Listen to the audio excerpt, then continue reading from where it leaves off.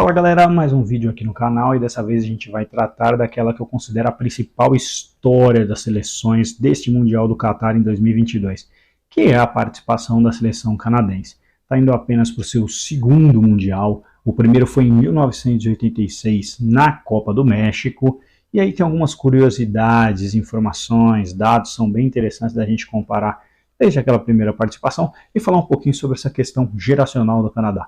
Vale destacar que, apesar dessa ser a segunda participação, o Canadá já tinha assegurado uma segunda participação, que seria no Mundial de 2026. Mas como ele conseguiu a classificação, já tem garantida a participação no Mundial de 2026, porque será co-sede juntamente com Estados Unidos e México. 36 anos depois, o Canadá conseguiu atingir novamente o Mundial, e aí tem um fato bem interessante, que sob o comando novamente de um técnico inglês.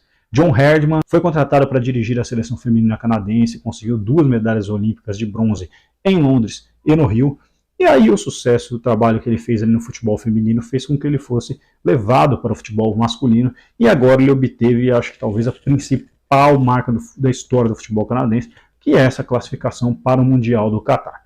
Em 1986, o Canadá também era comandado por um inglês, Tony Waiters. Esse técnico foi muito emblemático, dirigiu a seleção canadense por bastante tempo, e ele levou também essa seleção para a disputa dos Jogos Olímpicos de Los Angeles, aí, anteriormente, em 1984. Era uma geração muito interessante, considerada uma geração dourada do Canadá, porque conseguiu classificações para essas duas competições, coisa que não é muito comum e muito afeita ao futebol canadense.